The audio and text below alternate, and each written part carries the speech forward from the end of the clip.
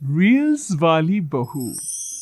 प्रज्ञा को रील्स बनाने का बड़ा ही क्रेज है और वो दिन भर रील्स बनाती रहती है। खाते पीते घूमते फिरते घर में कॉलेज में रील्स बनाने के कारण प्रज्ञा पूरे कॉलेज में हाईलाइटेड है। जहां उसकी रील्स सभी को पसंद आते हैं, वहीं मनीषा चिंता में डूबी रहती है। एक रोज जब खाते हुए प्रज्ञा रील्स बना रही होती है, तब मनीषा कहती है, 1 मिनट भी चैन नहीं है इस लड़की को। ये नहीं कि खाना तो आराम से खा ले, लेकिन नहीं, अरे थोड़ी देर रील्स नहीं बनाओगी तो आसमान नहीं टूट पड़ेगा। अरे मम्मी, इसी को तो कहते हैं डिटर्मिनेशन। तुम नहीं समझोगी ये सब। भगवान, इस लड़की को सद्बुद्धि दे। जब देखो तब टेढ़ा बाका मुंह बनाती रहती है। मनीषा की बात का प्रज्ञा पर जरा भी असर नहीं होता और वो खाते खाते रील्स बनाती रहती है। दिन बीतने लगते हैं और देखते देखते प्रज्ञा का कॉलेज भी खत्म हो जाता है। आए दिन कोई ना कोई मनीषा को प्रज्ञा की शादी करवाने का सुझाव दी जाता है। सब ठीक ही कहते हैं, प्रज्ञा की शादी कर देनी चाहिए। अपने घर के कामकाज में व्यस्त हो जाएगी तो खुद ही ये रील्स और नाच गाना बंद हो जाएगा। मनीषा और प्रेम प्रज्ञा के लिए एक अच्छा लड़का ढूंढने लगते हैं और तभी विकी का रिश्ता प्रज्ञा के लिए आता है, जिसने प्रज्ञा को उसकी रील्स देखकर पसंद कर लिया था। अगले दिन विकी अपने माता पिता के साथ प्रज्ञा के घर पहुंच जाता है और प्रज्ञा साड़ी पहने हाथों में चाय की ट्रे लिए उनके सामने आती है। जब विकी को पसंद है तो हमें भी बहू पसंद है। बहन जी, आप बारात की तैयारी कीजिए। एक बार लड़का लड़की अकेले में बात कर ले तो अच्छा रहेगा। हाँ हाँ, क्यों नहीं। मनीषा विकी को प्रज्ञा के कमरे में भेजती है, जहाँ प्रज्ञा पहले से ही रील्स बना रही होती है। तभी विकी कहता है, आ गए आपके साजन जी। हमारे साथ ये रील्स कंप्लीट करती तो और भी अच्छा रहता। अच्छा जी, अब आ ही गए हैं तो बना ही लेती हूँ आपके साथ। दोनों मिलकर रील्स बनाते हैं। जब वी मीट और तुरंत पोस्ट भी कर देते हैं। फिर विकी कहता है, जब आप साड़ी में चाय लेकर आए तब मुझे लगा कि कहीं मैं गलत घर में तो नहीं आ गया। अब सही है। दोनों की शादी पक्की हो जाती है और शादी के दिन भी प्रज्ञा रील्स बनाने से चूकती नहीं। यहाँ तक कि बारात के समय भी नाचते हुए रील्स बनाती है। सभी लोग प्रज्ञा की तारीफ की पुल बांध देते हैं और प्रज्ञा नाचती गाती अपने ससुराल चली जाती है। सब कुछ अच्छा चल रहा होता है। प्रज्ञा यहाँ भी दिन भर हर चीज की रील्स बनाती रहती है। लेकिन कुछ दिनों के बाद जब सुनीता कहती है, बहू, ये रील्स के साथ साथ कुछ काम भी कर लिया करो। वैसे तुझे और क्या क्या बनाना आता है? मम्मी जी, वैसे तो सब कहते हैं कि मैं सब कुछ अच्छा बनाती हूँ, लेकिन मुझे लगता है कि मैं मैगी अच्छा बना लेती हूँ। हाँ, कॉफी भी अच्छा बना लेती हूँ और मुंह तो सबसे अच्छा बना लेती हूँ। हैं? अच्छा अच्छा। सुनीता अपना माथा पकड़ लेती है और कहती है, बहू, कुछ खाना बनाना भी सीख लेती। मम्मी जी, मैं लंबी प्लानिंग कर रही हूँ। जल्दी ही मैं इतनी फेमस हो जाऊंगी कि मुझे पैसे मिलने लगेंगे।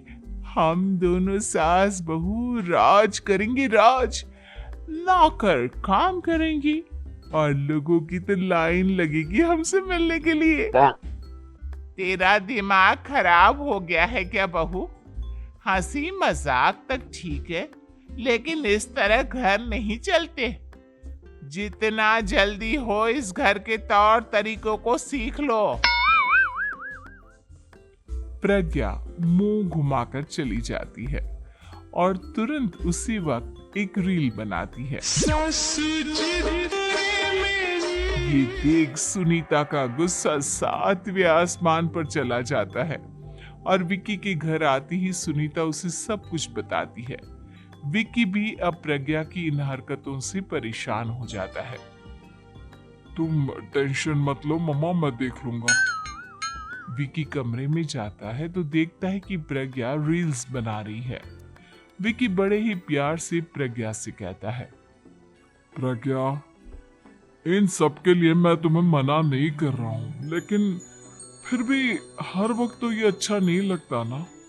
समझने की कोशिश करो, मुझे भी तुम्हारा थोड़ा वक्त चाहिए। मैं जब ऑफिस से आता हूँ तुम मुझे समय देने की जगह इसी में लगी रहती हो। तुम ज्यादा ही सोच रहे हो। तुम भी मेरे साथ रील्स बनाओ ना, तुम्हें भी बहुत अच्छा लगेगा। तुम्हें इज्जत से कोई बात समझ में नहीं आती क्या? दिमाग खराब हो गया है तुम्हारा इस चकाचौंध से। अगर तुमने अपना रवैया नहीं बदला तो मैं तुमसे दूर चला जाऊंगा। तुम ही रिश्ता लेकर आए थे, मुझे लड़कों की कमी नहीं थी और ना आज है। विक्की दरवाजा पटक कर चला जाता है। धीरे धीरे विक्की प्रज्ञा से दूर होता जाता है।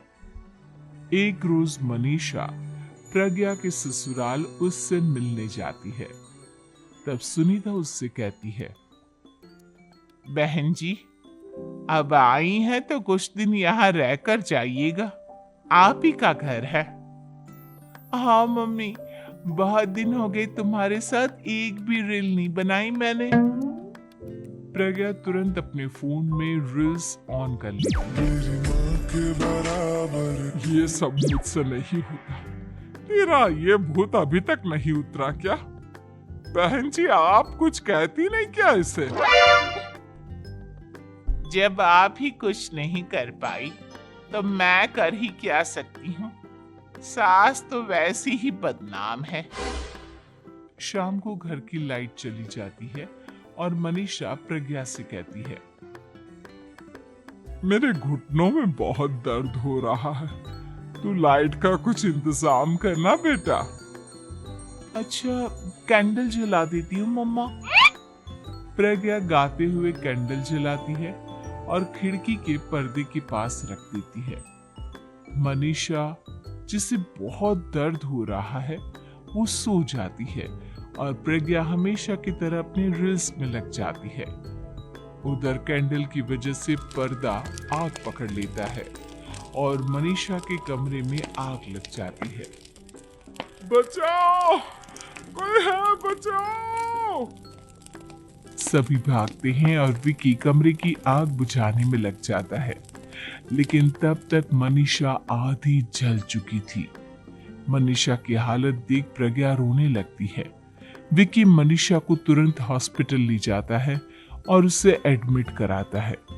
विक्की प्रज्ञा से कहता है, देख लिया ना, तुम्हारे इस नाच गाने की वजह से आज तुम्हारी माँ की जान जाते जाते रह गई। अब पता नहीं तुम और क्या चाहती हो। उधर डॉक्टर कहते हैं, इनकी हालत बहुत नाजुक है, आधे से ज्यादा जल चुकी है। प्रज्ञा रोती हुई मंदिर में जाती है और भगवान के आगे जाकर कहती है, भगवान, मेरी माँ को ठीक कर दो। मैं कसम खाती हूँ हाथ से ये रील्स बनाना छोड़ दूंगी, बस मुझे मेरी माँ वापस मिल जाए। 2 दिन बीत जाते हैं और मनीषा खतरे से बाहर आ जाती है। पेशेंट अब ठीक है, आप लोग उनसे मिल सकते हो। सब कोई मनीषा से मिलता है और प्रज्ञा सबके सामने अपना फोन तोड़ देती है। मुझे माफ कर दो मम्मा, मैंने तुम लोगों की बातों को नजरअंदाज किया।